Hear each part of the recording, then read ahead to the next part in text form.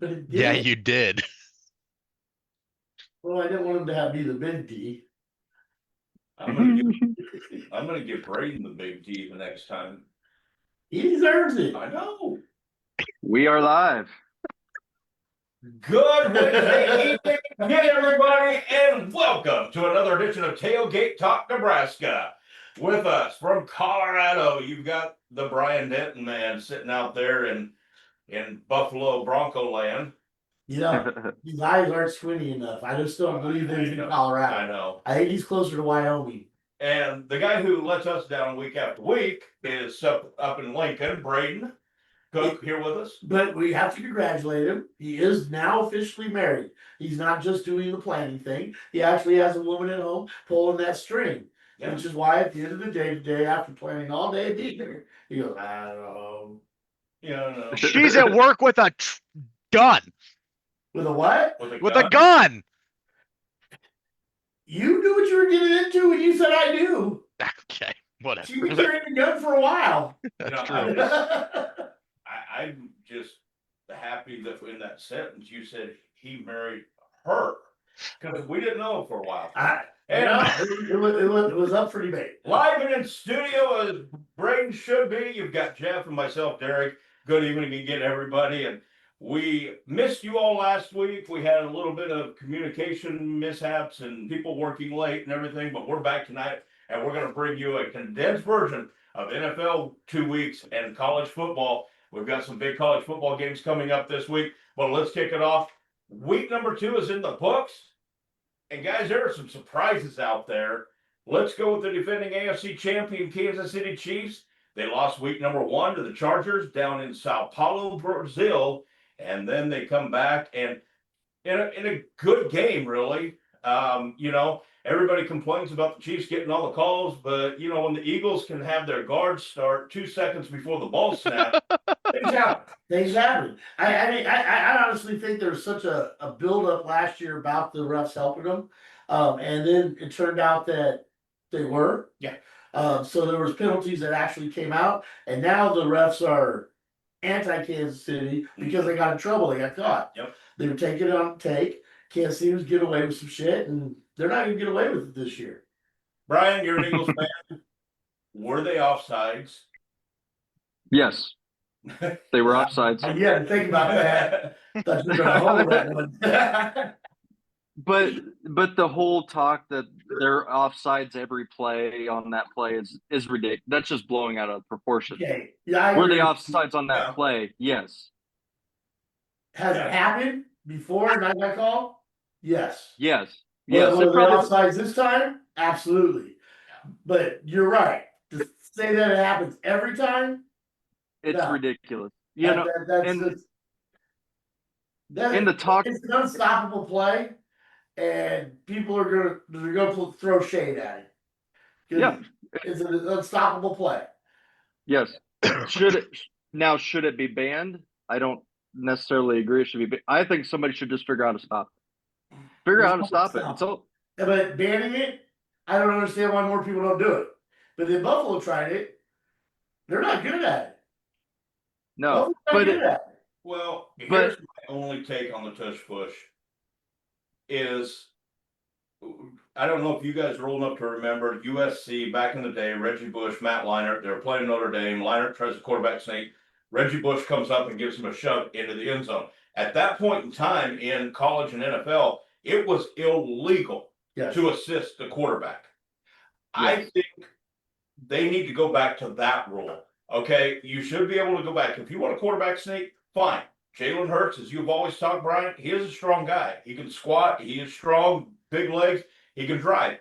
He needs to be able to do that on his own behind that offensive line.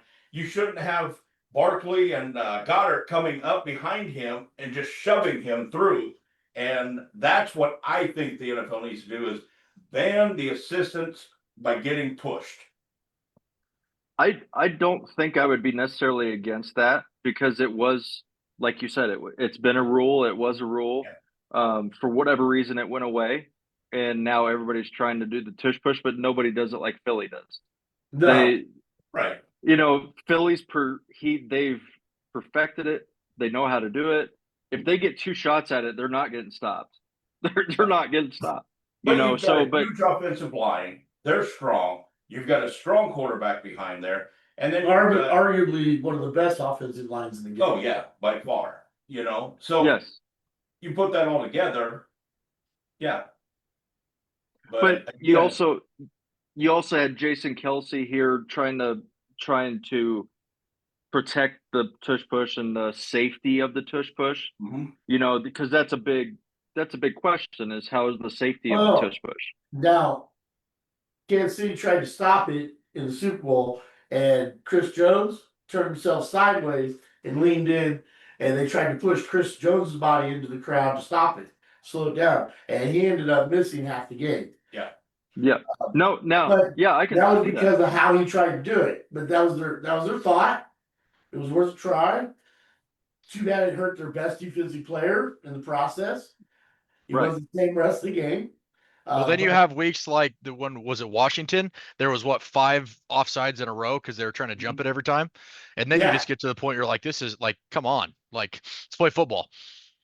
I know the play isn't sexy. It's not fun to watch. Nobody likes watching it.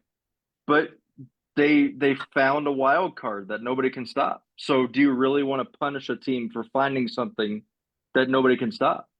Well, it depends on the team. The Eagles, yes. The Broncos, yes. The Chargers, they're cheating anyway. They're cheating. So if they found out something that's unstoppable, Harbaugh cheated to get there. What about the Giants? They would finally have something Jesus unstoppable. Christ, if they could cheat and win or get something that worked, I actually would be okay with that. But let's take this a step further.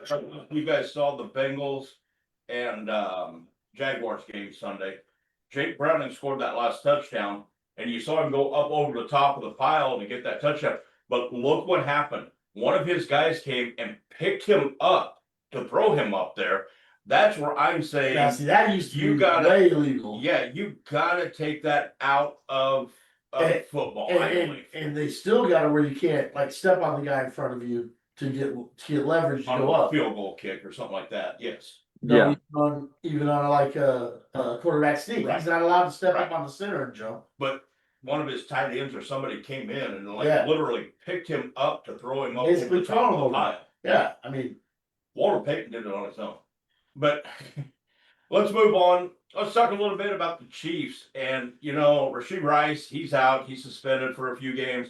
They lose Xavier Worthy on the first drive of the year against Chargers with Kelsey running into him. I think Travis was looking up in the press box to see if somebody was up there. But, Travis comes out and says, I was in the wrong. I screwed that up.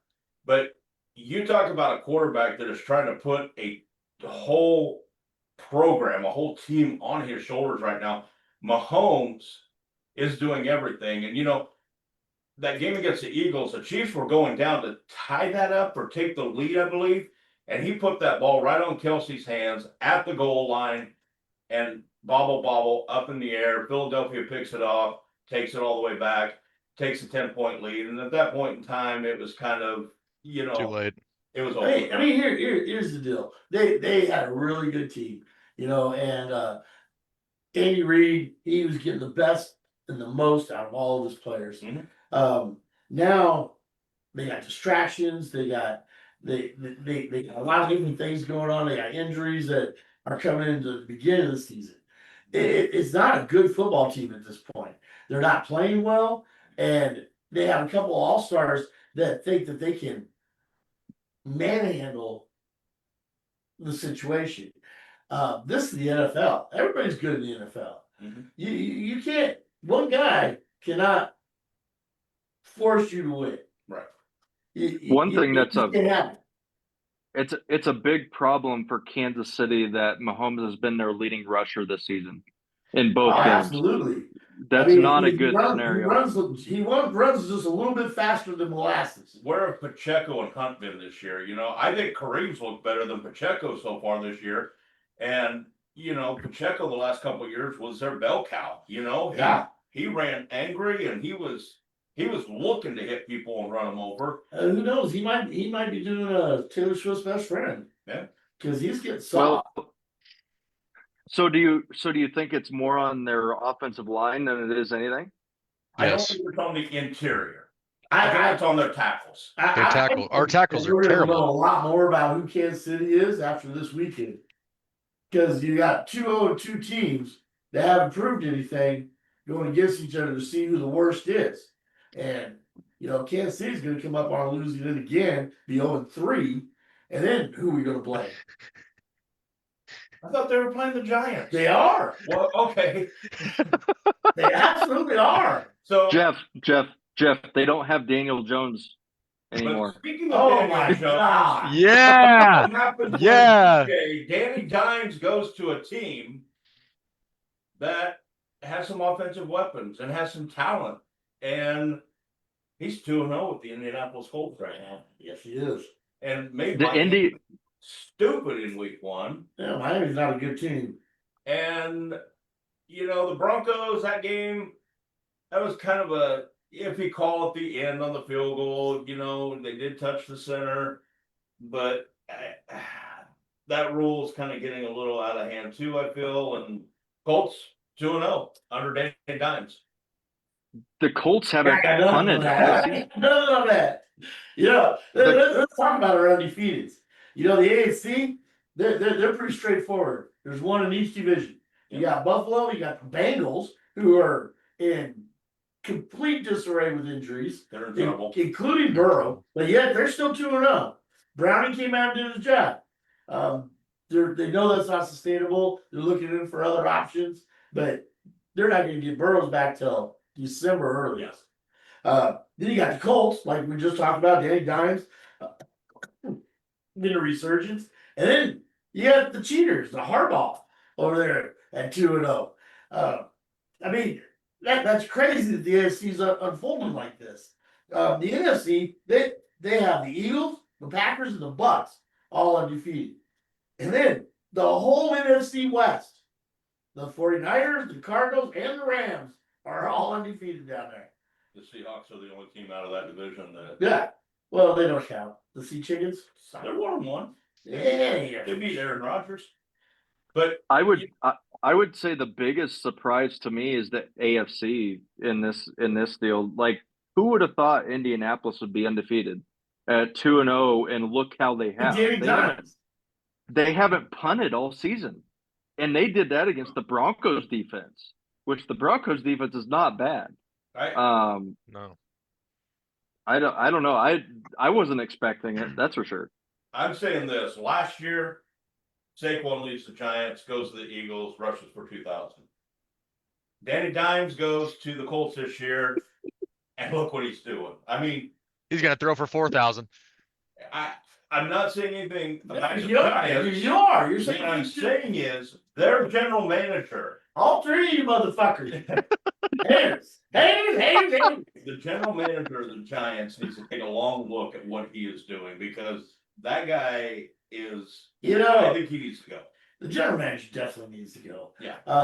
I'm not saying Dabble needs to go, but when you are one of the worst teams in the NFL and you have a salary cap problem, Mm-hmm. how does that even equate? And you get rid of your two biggest salaries and And you still are only 30 million below the salary cap. Yeah. I mean, you can't even go out and sign a Micah Parsons. They weren't even in that conversation. You know why? They didn't have the fucking money to go get him. The Packers, one of the better teams in the NFL, went out there and just said, "Yeah, we'll take him." Yeah. And signed him to the biggest contract of any defensive player ever. Mhm. I mean, Well, that was a great move by Green Bay to make that signing. absolutely was a great move. Green Bay is going to be a problem in the NFC. Green Bay is built to win now. So Yes. those 2 first picks that they gave up, is that hurting them? No. No. Absolutely not. They need support people. Mm-hmm. They don't need first round Well, draft. Well, and they weren't going to well, till the 20, in the 20s anyway. Absolutely. And now Well, that Green Bay- defense, they look good. Mm-hmm. Green Bay's one of the youngest teams in the NFL too. Yeah. So Mhm. they're in good shape. to pay homage to Brian here, the Super Bowl is already won, guys. The Vikings are gonna win now, right, Brian? Oh, Because they've got Carson Wentz quarterback wow. and Nick Foles is his backup. Well, he will be better than JJ McCarthy, though. Come on now. You think he's No. better than JJ McCarthy? He is Come on not. now. Jesus Christ. Oh my He is God. definitely better. You know, Nick Foles is his backup. They should put him in. But let's look at some of this, guys. I mean, you got Jaden Daniels, who's questionable for this week, and I don't see I got the list. I don't see them putting him out there with a bum knee just because his legs are so important to his game. game. He's got the sprained knee. So you got him out there. You've You got, got the death McCarthy. of Fields. Fields is out Concussion protocol. Vikings lose McCarthy on a high ankle sprain and Aaron Jones on a hamstring. Yeah. And then they go sign Cam Akers. I mean, when's the last time that guy played? Yep. But who's the toughest quarterback in the league? I don't know if you guys watched this Monday night. Baker Mayfield. Hell yeah, he is. Turn the ball. Yeah. Gets tackled. Looks like his ankle just twists on him. Yeah. Gardner Johnson sitting there talking trash to him. Baker pops up like, son, get out of my face. Yeah. You know, that Yeah, was old school right there. Oh, That was old school quarterbacking. You know, he expected to get hit, and he didn't fear nothing. Like you said, he jumped up and got right in his face. so Yeah, Baker's looking really good right now for the Bucks. But let's talk about a team down south that looks horrible right now, guys, and they are loaded with talent, and that's the Miami Dolphins. You've got Tua, Waddle, Hill, HN, and that team, their defense looks like they don't even know what the heck they're doing out there. They allowed 9 consecutive scoring drives between week 1 and week 2. But the offense not really doing a whole lot for him either. Is Tua done? I mean, the concussions. Do you guys think he's out? He's done. 100%. I He's thought he healthy was. right now, but he still can't get it I done. know. So I mean, of course he should be done. They're spending millions of dollars on Tua and these wide receivers. They can't get the ball. And both the They wide have a- receivers don't want to be there anymore. I mean, Well, that's because they have a horrible offensive line. Even if Tua could stay healthy, he's getting hit. I mean, Well, they get over it in 2.5 seconds because that's all the time Tua has. and That McDaniel run just game, looks lost. Do they even have a run game? they should No, with no. A-Chain, but they don't. Well, McDaniel doesn't. He looks just lost. He doesn't know what to do. They need to start coaching and start firing people. Brian McDaniel looks like he should be living in the same state as you. Okay, I mean, Well, the look on his face says in a that. PW fan. I'm just saying, the look on his face says he's at least doing medical marijuana. I mean, right from the sideline, he's probably doing gummies. I mean, he needs to be living in a van down by a river. Okay? Yeah. Just like Chris Farley once said. That's where McDaniel belongs right now instead of coaching on the sidelines of an NFL It's team. not that living on the side of the river. No, I know. It's okay. But in a van? No, it's to get you on the side of the river, and then you can move from time to time. Since Miami is so bad, my hope Again, is guys, that it's a We're only My- through week 2 of the NFL. We're only through week 2. I mean, there are still 15 games for every NFL team. Anything can happen from here on out. You know, we're talking about some of these teams who are 0-2. They can end up 15-2. We're talking about some of these teams 2-1 or 2-0. They can end up 2-15. Where were the what did the Eagles start out last year? Was it like 2-2? Yeah, they were. Yeah, because they won the first one. They lost to Atlanta, and then they won. Yeah, they were 2-2 to They were start the year. 2-2 to start the year, and then all of a sudden, you couldn't see anyone beating them. Mm-hmm. You know, so like you said, definitely early. Well, some of the big matchups this week that we've got coming on, you got a rematch of the NFC divisional game last year between the Rams and the Eagles, which was a heck of a game. I mean, Yes. Stafford almost had the Rams in position to at least send it to overtime or win that game. in the snow. Beautiful, beautiful game last year. Rams coming in. The Rams just look a little different this year, though. They're not the same. Is that because Cup's gone and Adams is in? But they finally started getting Devontae going last week. So what else want to push in on this? I I think think Matt's the Rams. done. You think Matt's done? I think Matt's done. I think he's hit that point where he's getting to that age where I just don't think he can compete like he used to.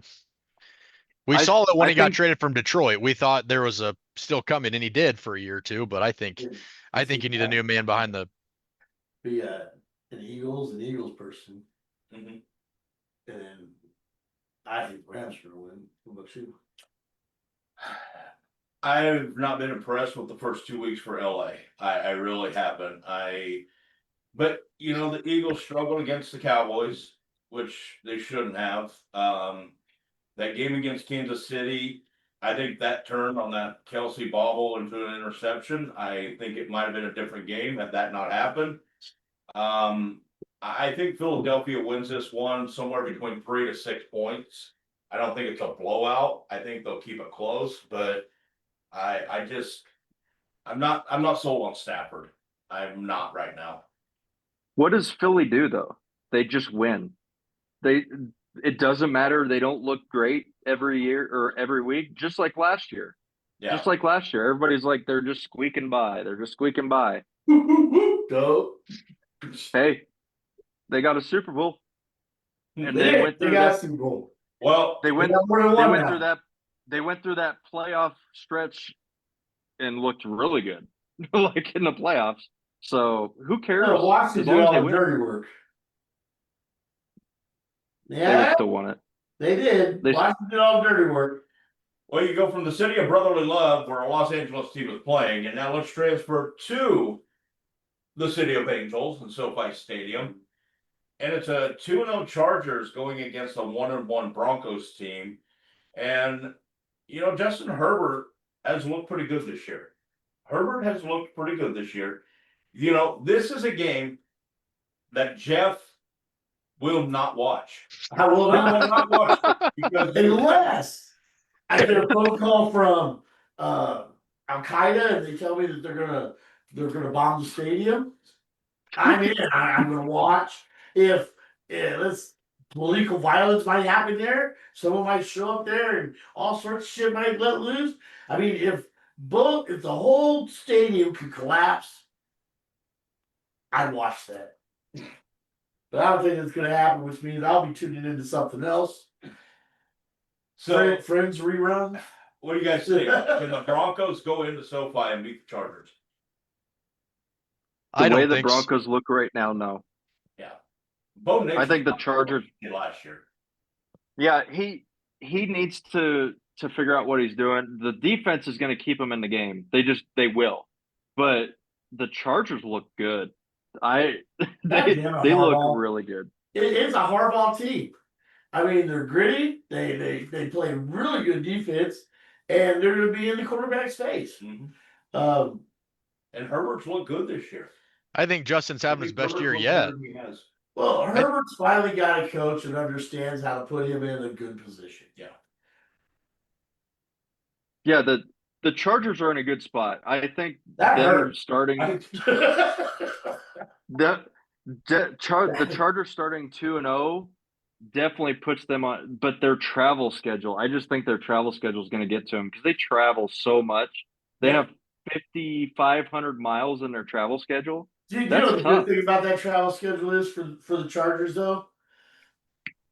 They're not going to have home field advantage when they get to the playoffs. No. So they need to get used to playing on the road in big games now.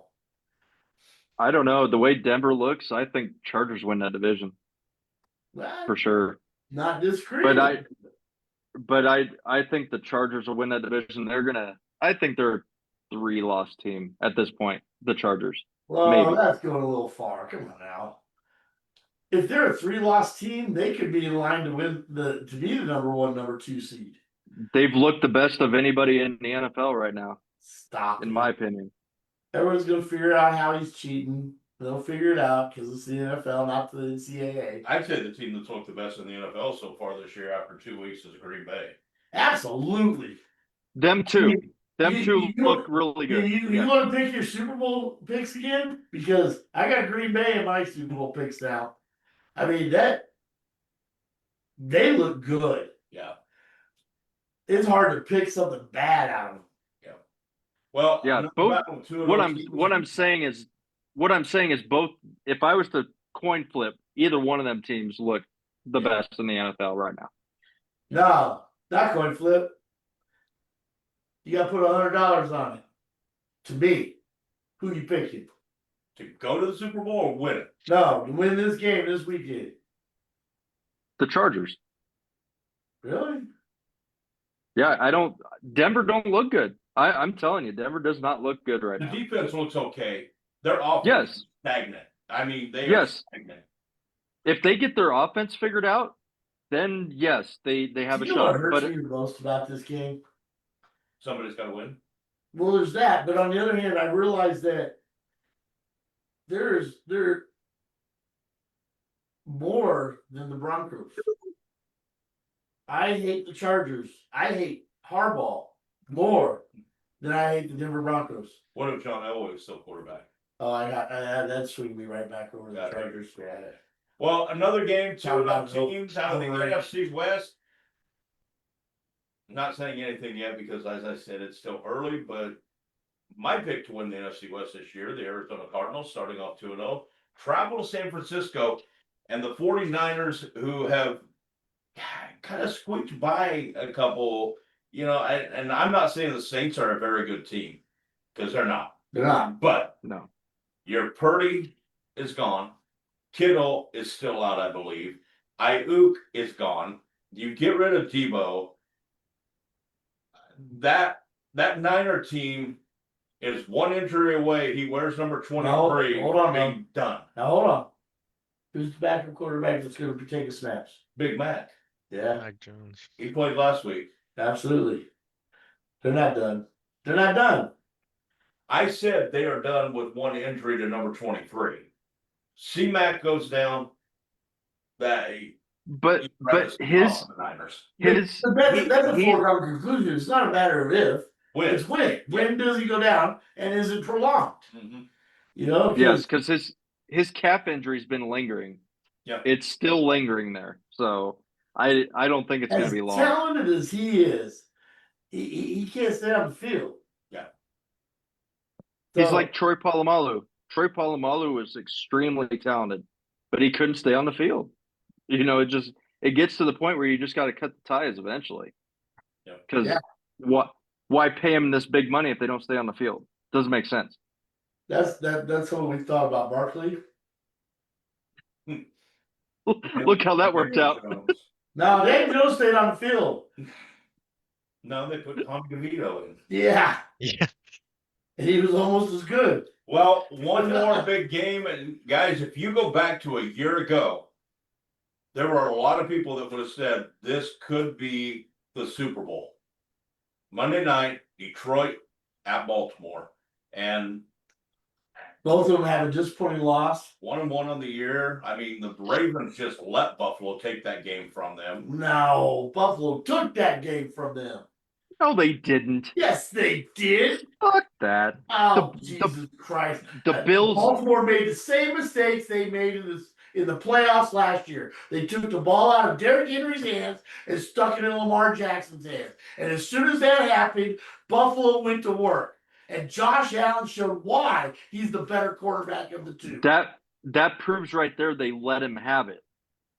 No, that that's is because exactly they don't saying they know let him better. have it. They still think Lamar Jackson is a Super Bowl contender quarterback. Derrick Henry is a Super Bowl running back. Mhm. They have a Super Bowl line. And if they would have left it that way, you're right. Buffalo would have never got back in that But game. Baltimore hasn't worked Henry the last 2 weeks. Yeah. It's like they're trying to save him for later in the year, but Oh, the thing is, you try to save him, it may be too late later in the year. I'm just saying, I always got a lot of respect for Jordan Harbaugh. Always have. I'm losing it. I know he wasn't your favorite hog. He wasn't. He definitely was my favorite. But over the last 2 years, he don't know how to run his team. No. He doesn't. Because he keeps sticking it on Lamar Jackson. And what's your favorite one? Oh, it folds up like a. Cheap lawn chair from Walmart. There we go. Well, The he's best thing that could pulling the happen peak. to that team is to lose Lamar Jackson. Even though how good he is, that's the best thing that could happen to that team. To put Force in them to get a different quarterback. force them to have a pocket passing style quarterback that has to hand the ball off to Derrick Henry and make throws to their receivers that are good. I mean, that's the best thing that could happen to that team because Lamar can't take him to the Super Bowl. Somebody Like you said, Joe Derrick Flacco. Henry can take him to the Super Bowl. That's right. That's right, Braden. Yeah. Youngblood's got it. He's got to figure it out. You sure? Yeah. Okay. Well, we'll give him a big old. the NFL Braden, come along. tomorrow night, Miami at Buffalo. Tune in if you want. I don't know if that's going to be much of a game, but it does kick off tomorrow night on Prime Video, Thursday Night Football, and then Monday, we hit it all up again. But let's get into the Young Bucks. We going to college. I got one last thing to say. NFL started this show, and we are all in on the NFL. So just so that you all out there know, that if you want us to talk about something specific, put it in the comments. Let us know because we're willing to talk more about it. But we have to have a college presence because, well, I'm a Nebraska fan from birth. Braden's a Nebraska fan from birth. We got a Kansas fan from birth over here. And we got, well, I met his parents, so I can't call it bad parenting. His grandparents stepped in and led him the wrong direction. But yeah, we like him. In the words of I've met his dad. I know where hey, but we gotta talk college football. We haven't in the last 3 years, so bear with us. As we mentioned, there may be some changes to our format coming up, folks, with the exception of pro and college. We're talking about some things. We may try to Just haven't figured out the logistics yet. we may try to bring you 2 shows a week. Let's put it that way. One pro football, one college football. We're still in discussions about that. We want to, because a half hour for each one is awful short, trying to get all of that crammed into it. But we're going to try to bring you the best content we can. With that being said, let's kick it off. Week number 4. And we missed last week, guys, but the one thing I wanted to bring up about that was, is USF for real? They started off the year crushing Boise State. They turned around and beat Florida, right? Yeah, Florida. Now, last week, Miami kind of handled them, but I think Miami is the real deal right now. I mean, I honestly do, and I know Brian still thinks. I don't want to overstate them, but they're definitely a top 10 team. Miami. Miami. Oh yeah, most definitely. I mean, Carson Beck shows why he was the starting quarterback for Georgia. Yep. And now he's down there proving that he's ready to go. And Brian, I'm going to go back to something you said a couple of weeks ago about the ACC, and you said Clemson had that. You thought they were going to win. They're done. Avo and them down there in Clemson are going to do a think whole lot this I year. don't think anybody Syracuse. It's going to be. I mean, They might be okay. they might be the Florida State of last year this year. Yeah. They look terrible. Yep. I really thought, it was hard to say off that first game because it was 2 ranked opponents. We don't know what we have. But last week they look terrible. So Clemson's done. In my opinion. But Brian, I'm going to step in here, man up, as always. Early season, we talked about who we thought our Final Four were going to be in the BCS this year. And I brought up a team out of the Big 12 that is completely done right now, and that's the Kansas State Wildcats. Yeah. I mean, Yeah. you barely get by North Dakota. You lose at home to Army, who got blown out the week before by a no-name team. Go down to Arizona and get beat. Kleinman's a good coach. I think he is, but man, they look. We spent some time on the Big 12 when we talked about that when we were up there. And as it turns out, now that we're in week 4, a lot of things have panned out a little bit differently than where we were all sitting. Utah, they're back. They brought their defense back. They're a run strong team. They eat clock, and they finally have a quarterback. Tech Red Raiders this weekend. Yep. And both of them are 3-0. Utah is favored by 3, and a 57-point thing is going on. I definitely would take the over. I take the under in that because I think Utah's defense is going to shut some shit down.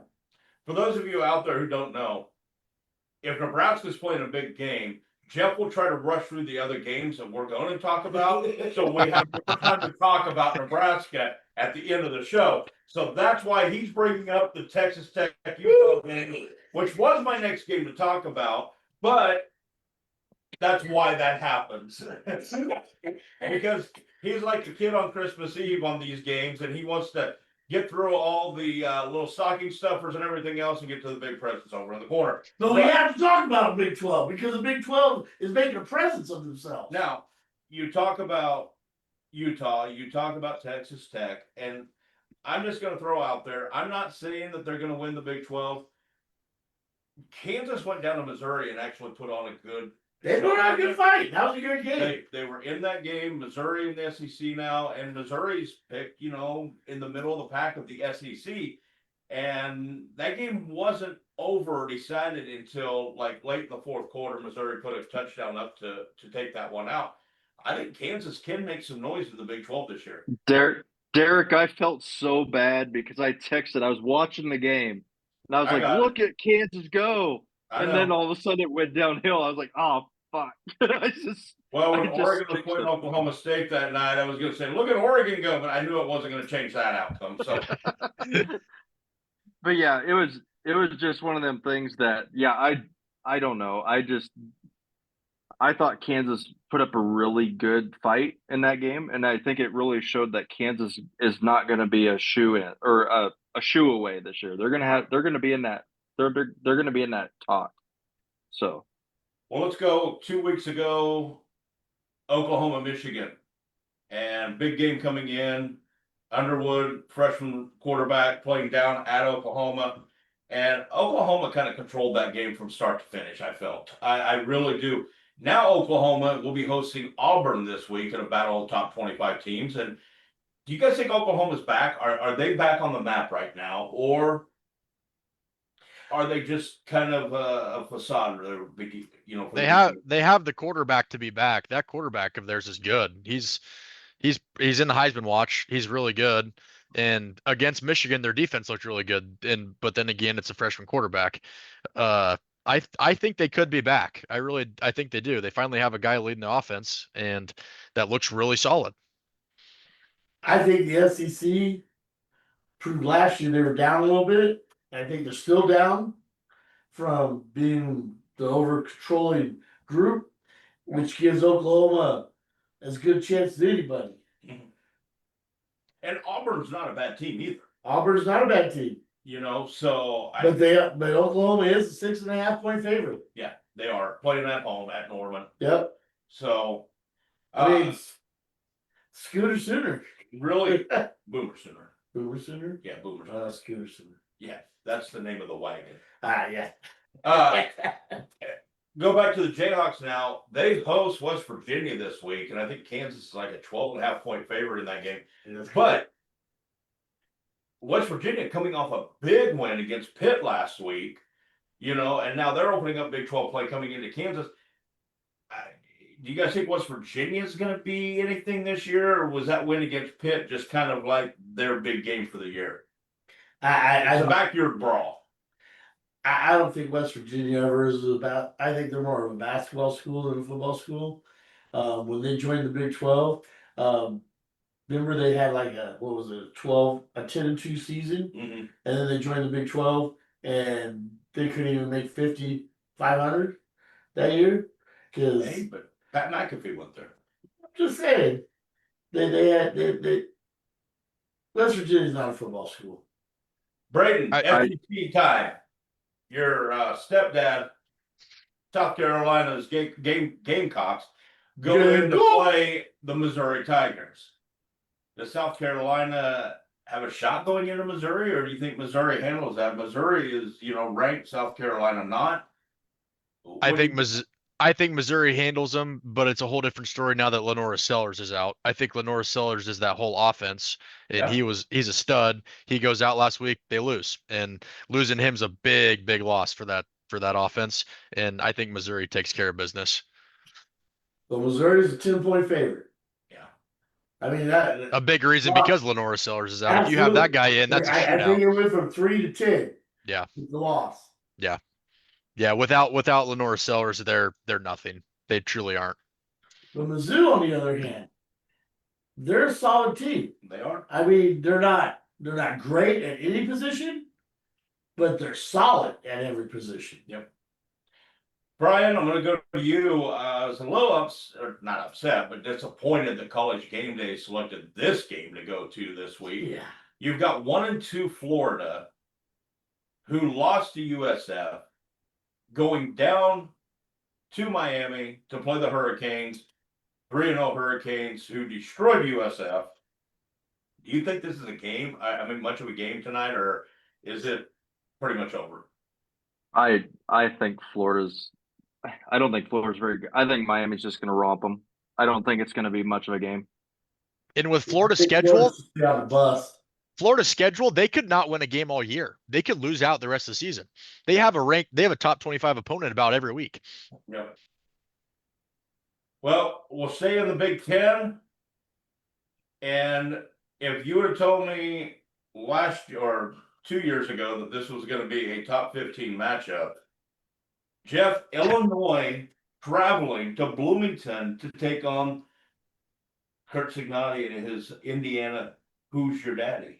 Yeah, I mean, you're looking at two teams that, well, Indiana made the playoffs last year. They were the Cinderella story of the year. Illinois, they put up a fight. Probably should have gotten the playoffs, but missed by a game because they lost to Indiana, and then went down there and kicked South Carolina's ass in the bowl game. Illinois' quarterback, that kid is tough. He plays with a mentality that just he's not gonna back down. Yeah. What's your outlook on this one? Because this is kind of one of the big matchups of the weekend that it's kind of a coin flip on this one. There's a few of them this week. Illinois at Indiana. Does Illinois have what it takes to beat the Hoosiers? Illinois beats the Hoosiers solidly. I would say probably 10, 15 points. Brady? I think Illinois beats them too. I think the quarterback from there, Luke, he's solid, and I don't think Indiana's what they were last year. They weren't even really much last year, but they had an easy schedule. So I think Illinois takes care of business. Brian, are you on the Illini bandwagon on this one? This one was a coin flip for me, so I gave it to the home team. I'm not really sure what to expect. I did watch the Illinois game last week. They look good. Yeah. Like I said, they're too evenly matched for me to really know. So I just picked the home team on this one. Yep. Well, our final game of the day night we're going to talk about takes place at 2:30 p.m. Saturday in Lincoln, Nebraska Memorial Stadium. In comes the once defeated Michigan Wolverines, ranked 21st in the season so far, taking on the 3-0 and putting up some big numbers against teams that are a little, but Nebraska Cornhuskers. They're not just walking in to play Cornhuskers. They're walking in to play 100,000 fans. And that as they walk through, as they pull up in their buses, they're going to feel the excitement on the streets. They're going to feel the pressure before they ever get in that stadium. Because Lincoln is going to be what? Go Big Red! Go Big Red! But anyway, guys, this is going to be the telltale sign for both of these teams. Last year, Michigan struggled. Okay, they struggled hardcore last year. They did play better at the end of the year. They beat Ohio State at Ohio State. They beat Alabama in a bowl game. Yes. But coming into this year, they had a tough game down at Oklahoma a couple weeks ago. Underwood, the freshman quarterback, I think is going to be a very talented college football player. I really do. I saw some things out of him at that Oklahoma game that I think he is going to be a very talented young man coming into college football. Can the freshman stand up to, as Jeff said, the 90,000 plus in that stadium, that it is going to be so noisy in there? He's not going to have his head coach. And It's not just going to be noisy. I go to a lot of games, and Memorial Stadium's always got sound. We're always loud, but there's an extra oomph of enthusiasm that comes to those games that us Nebraskans just want to win. Colorado last year, that was the best game we played last year, and we came out there and destroyed them because they deserved it. Karma. Michigan has beat us down over and over again with Harbaugh and his nasty type of coaching, a bunch of thugs sitting out there. Now they're coming in, they're coachless, and you know what? Nebraska nice my ass. It's time to bring the pay. Bring the pay. Well, what I meant by the noise, Jeff, is as a freshman quarterback communicating with his coordinator up there, he has to hear. That's what I meant. He's not gonna. You're gonna see Underwood with his hands like this over his helmet the majority of the game. Now, Brian, let me ask you this: if Michigan loses this game, does that set them on a path like last year where they start tumbling down, or do you think they're good enough to recover this year? I think they can recover. I don't think it's going to be their downfall, for instance, but it'll be a big game for Underwood. This is going to be where we see what he's made of.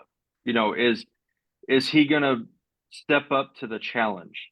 Because this is going to be the most challenging situation he's been in. So I don't think it's going to be their downfall. I think they could recover if they do lose this game. Now, Brandon, let me ask you, if Nebraska loses this game, where does that send the Cornhuskers for the rest of the year? Do you think they're still a 2-loss team? Or do you think it's going to lead to other bad things? I could see him still being a 2-loss game, losing this game. This is a game that everyone at the original, before the season started, had circled that we needed to. But if we lose this game, I don't think that declines us. I think we're still fine. I'm just more excited that this is our first real chance at a ranked opponent that we haven't been able to knock off in so long, that I think it's a big stepping stone they have to take advantage of. But if we end up losing this game, I don't think it's a downfall. I think we still can be a 2-loss team. We just have to be able to learn from it. I hate to say this, I disagree with that. We don't play well on the road. This is a game we have to win. I believe for us to be a 10-2 team and have any chance at the playoffs, we have to put Michigan away because we have them here. USC, that's another game. We got to win that game because it's here. Because I don't like how unhappy I am when you say it. You keep bringing up that Minnesota game on the road, and we're going to lose one on the road that we shouldn't lose because we're just not good on the road, which means we got to protect the home field. And you have to consider. And we got to do it in style. We got to do it from the minute they step off the bus. We got to let them know we expect to win, just like we did Colorado. There wasn't a fan in that stand that had a Colorado jersey on that didn't know what was about to happen. They knew at kickoff, man, these guys, if their team is anything like their fans, they're gonna kill us. And that's exactly how this has got to go this weekend. And I think here's what you're gonna have to see. Underwood, I think you're gonna see Underwood, they're gonna let him use his athletic ability this week, throwing the ball, running the ball. Nebraska is gonna have to stop that dual threat quarterback. They're gonna have to keep him contained. You're gonna have to spy on him. And the problem is the corners are gonna have to maintain their discipline, because if they break thinking he's running and their receiver slips behind them, he's gonna hit a couple big plays with that. I agree that they need to run a spy on him, right? But their number one concern has got to be stop the run. Oh, yeah. You That's Michigan. got to stop the run. Yeah. If you don't stop the run, it doesn't matter what Underwood does. You got to stop the run, Yep. and you got to put them in. You got to get them out of sequence. You got to put them in third and longs. Mhm. You got to put them in bad positions. Our defense, I think, hasn't had the opportunity to show exactly how good they are because of the opponents that we've had. Right. Look at Cincinnati's quarterback. Mhm. He's now the number one rated quarterback rating in Power Four. And we held him to a 65 quarterback rating. We didn't let him get a pass over 10 yards. And we held them to under 130 yards total offense, and most of that was on that last drive. Our defense needs to show up and be the black shirts of old. And our offense needs to make sure they don't put the defense in a bad position. That's the key to it right there. I think this game is evenly matched. I think both teams are good. I think both teams have good playmakers on both sides of the ball. I think both teams have good lines. This game is going to come down to who's going to make that mistake late in the game, and that's where this game is going to turn. That's what's going to happen. Raiola, still a sophomore, hasn't made any mistakes really this year. If he can keep clean and not, but like we said, when does Raiola make his mistakes? When he gets out of the pocket and gets pressured, there is when he makes his mistakes. Well, he's going to have to move. Oh, yeah. He's going to have to move this weekend, Yeah. and he's going to have to still keep it clean. Yeah. He's going to have to make some damn good decisions out there. Yep. Even if that means we punt a lot. But as long as our defense is holding up, we trust the defense and wait for them to make a mistake. Because got a good punter. Yeah, we got a great punter. I mean, He hasn't punted in 2 weeks. well, we know he's good. Yeah, So, we know he's good. let me bring you to this question now. Okay, so 2 weeks ago, Michigan travels down, plays Oklahoma in Norman. All right, big game, 2 big programs playing national television. Do you think it's better to play a team like that, even though you got a loss, or is it better to come in to the game as Nebraska has, playing Akron and Houston Christian, and just blowing them out and getting those guys reps on the third and fourth string? For Nebraska, which way would you want to do it? if I'm Nebraska coach, I take the route that we've gone, is because we haven't put big numbers up like that. We haven't seen us score points like that in a while, and we needed those guys to get reps. We had Quentin Ives, our third string running back, have good reps. A lot of our backup line that can come in at any time. I think that we needed to play those teams to see how good we can be and how many points we can score for those guys to get reps. So I'm happy with how we are right now. Brian? I agree with Braden in an extent. It kind of depends on where your program's at. For me, if you're a program that's a consistent top 25 program, throw somebody in there. You got to throw somebody in there and prove yourself. So I like what Michigan has done, where they played somebody like Oklahoma, early. And my team's known for not backing down to big games. They've scheduled Ohio State before they got into the Big Ten. Like they've consistently done that, but they've been a consistent program for long enough that they need to do that, in my opinion. Jeff, what's your outlook on that? Yeah, I think I said what I think about it. You know, Nebraska's got to play with emotion. They got to make good decisions, but when it comes to the end of the day, we got to play clean and we got to make their freshman quarterback win the game. No, I was trying to respond to this shit. My question was, going into a big game like this, is it better as Michigan had to go down and play a tough program, a tough team against Oklahoma, or is it better going in as Nebraska has, getting these backups playing? So they got to go play a big game, you know. But Oklahoma's nothing compared to Lincoln, Nebraska. Nothing compared. I'm saying, I know what you're saying about the atmosphere, the Yeah. crowd, all that, but I'm saying you look at the players on the field is what I'm talking about. The Nebraska needed confidence. okay. Nebraska needed warm-up games to get in a groove and see how it works and how it should work. I think they're better off exactly how we were. Going and playing Oklahoma probably wouldn't have been good for us in the second game. This is the first time we beat a Power 4 team in the first game in since 2003. No, we needed the warm-ups. We needed a preseason. Michigan, on the other hand, well, they probably needed the preseason too because they wouldn't have lost that game. Mm-hmm. If they would have won that game, might have a different opinion about it. But Yeah. I think Nebraska needed the warm-ups. See, and I've always been, when I coach, I try early in the year to play, and I know it's a little bit different because I'm talking about Division I college versus summer softball, but I want to play tough competition early on. I want to see where we're at. What do we need to do? What do we need to work on? That kind of stuff. I mean, we have played some teams that are a lot less talented. But when you're talking to softball, though, for example, it's just like comparing different sports. There's a lot more games. A loss early does not hurt you. Right. Nebraska's not in a position. A loss hurts Nebraska right now. Right. A loss at any point could cause an avalanche of problems.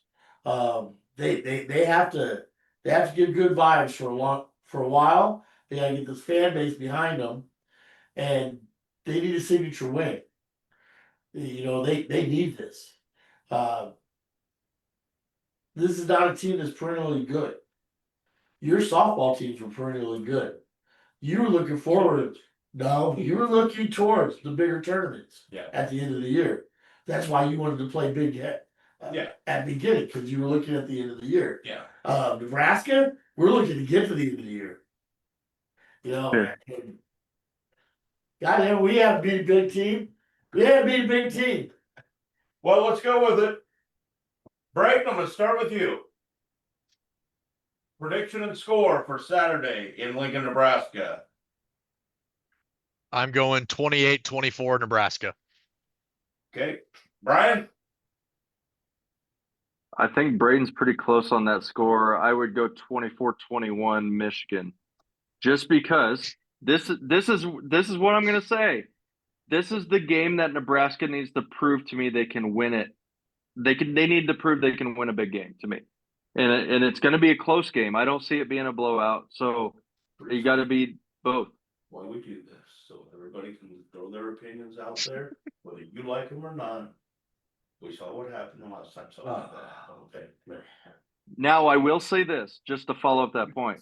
I wouldn't be surprised if Nebraska wins this game. I just need to see it, is all I'm saying. All right, so Jeff, 6-8-0. What's your prediction? 24-17. 24-17. 24-17 Nebraska, and we are out in front from halftime on. Okay.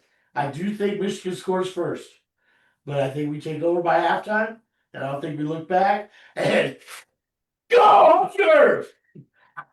I like how that's upside down, Jeff. Go Huskers!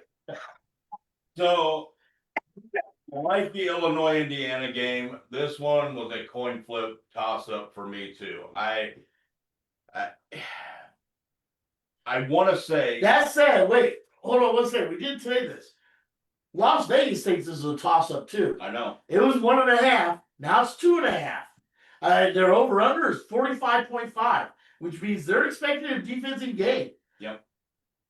And my outlook on this is my heart says one thing, and that says Nebraska wins 23-20 is what I can see happening. But there's that X factor in there. Like Brian said, they have not proved it the last however many years, and it just sticks in the back of my mind. But we're going to go 23-20 Nebraska to pull the victory out in Lincoln this Saturday over the Michigan Wolverines. Before we sign off, And you know what? I have to say this though. My wife, she went to that Cincinnati's. She bid on the score prediction thing, and she won this big old Nebraska Herbie thing off the line because she did a score that I was not happy with that she was saying. But as it turned out, it was dead on. is that it? That's the one that's behind your head. She won this online for predicting the Cincinnati score correctly. And she thinks that no one will score a touchdown on Saturday. The score will be 9-6 Nebraska. And since last week she was right on the money again, so I gotta point out what she predicted. Because That works. I'm just saying. That works.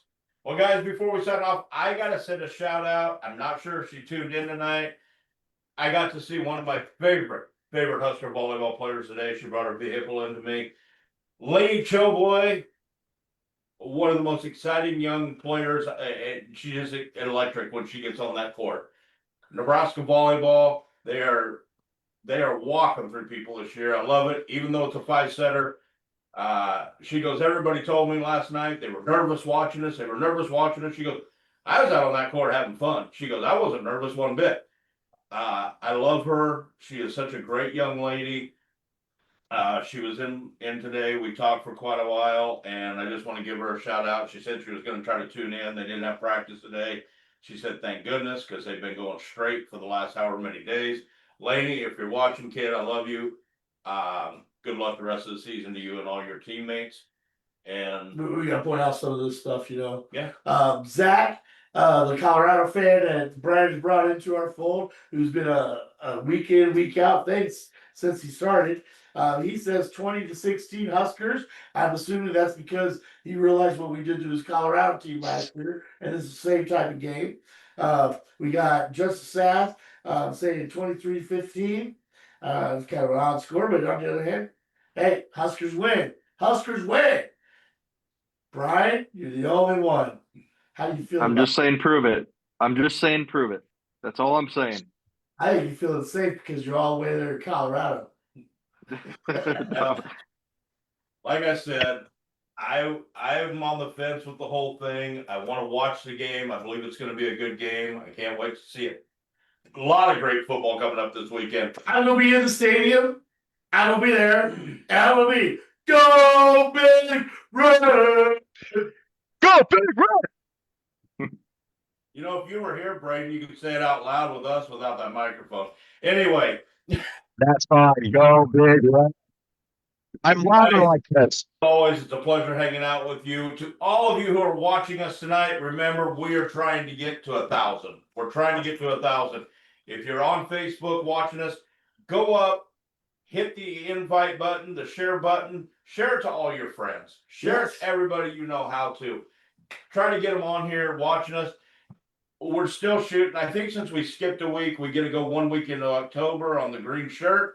So We're sitting just shy of 600 right now. We're Yeah. at like 580. Yep. Which So is a big bump from where we were. Our watching profile has moved up. I hope you all are enjoying what we do. If you have comments on what you think would make us better, please let us know. We love talking sports. yeah, We love talking sports. guys, next week we're gonna have a lot to talk about. We got a big game, some big games we're gonna be talking about next week. Pro and If college. if you tune in to next week, you will know how the game in Lincoln turned out just by the look on this man's face right here. And By the voice that I have. it will be it's going to be very interesting. I can't wait to see it. Guys, have a great week. For all of you out there listening in to us, you have a great week. Have an enjoyable football weekend. And we can't wait to see you all next Wednesday night, right back here on Tailgate Talk Nebraska. And you have been watching Tailgate Talk Nebraska, and We We know know sports. sport.